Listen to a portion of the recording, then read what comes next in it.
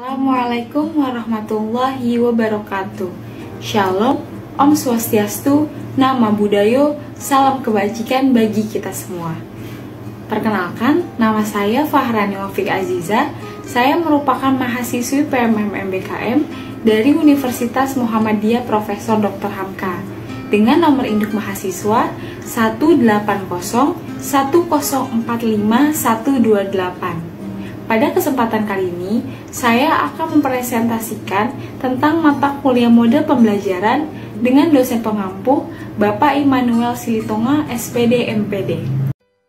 Baik, pada kesempatan kali ini, saya akan menjelaskan tentang mode pembelajaran mind mapping.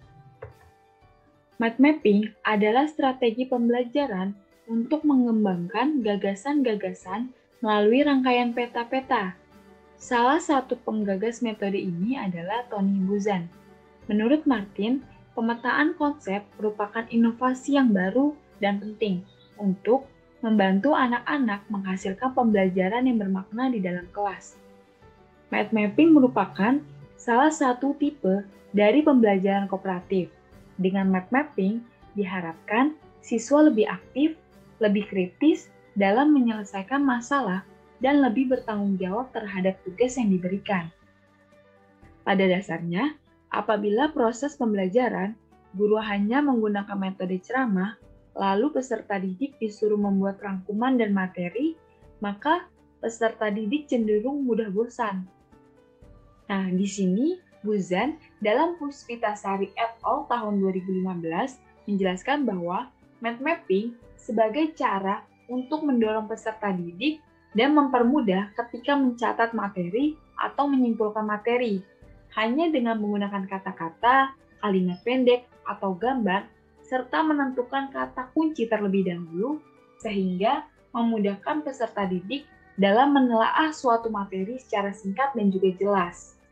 Setiap metode pembelajaran pastinya memiliki langkah-langkah, begitu pula metode pembelajaran mind mapping. Menurut Swadharma, langkah-langkah penerapan model pembelajaran kooperatif tipe mind mapping ini terbagi menjadi 5 langkah. Yang pertama adalah guru menyampaikan secara jelas tujuan dan juga materi pembelajaran yang akan disampaikan. Yang kedua, guru menjelaskan materi pembelajaran kepada siswa-siswanya. Yang ketiga, guru bertanya kepada peserta didik mengenai sebuah permasalahan. Lalu, untuk menjawabnya, peserta didik dikelompokkan dengan anggota kelompok 2-3 orang. Yang keempat adalah setiap kelompok dibekali sumber belajar seperti buku ajar, koran, artikel, majalah, dan sebagainya. Lalu, peserta didik ditugaskan untuk membuat mind mapping atau peta pikiran. Dan yang terakhir, setiap kelompok diberi kesempatan untuk mempresentasikan hasil diskusinya. Selanjutnya adalah kelebihan dan juga kekurangan dari model pembelajaran kooperatif tipe mind mapping. Hal yang pertama kita bahas adalah kekurangan dari model pembelajaran kooperatif. Adapun kekurangan model pembelajaran kooperatif tipe mind mapping ini adalah pertama, beberapa peserta didik aktif yang terlibat. Jadi, hanya ada beberapa peserta didik yang akan aktif terlibat dalam proses pembelajaran. Yang kedua, tidak sepenuhnya peserta didik ingin belajar. Dan yang ketiga, mind mapping dibuat oleh peserta didik secara berkreasi dan bermacam-macam kan, sehingga itu akan menyita waktu guru ketika memeriksa mind mapping siswa karena terlalu beragam dan juga berkreasi. Selanjutnya mengenai kelebihan. Adapun kelebihan dari model pembelajaran kooperatif tipe mind mapping ini adalah yang pertama, dapat mengemukakan pendapat secara bebas. Yang kedua, dapat saling berdiskusi dan juga bekerja sama dengan teman lainnya.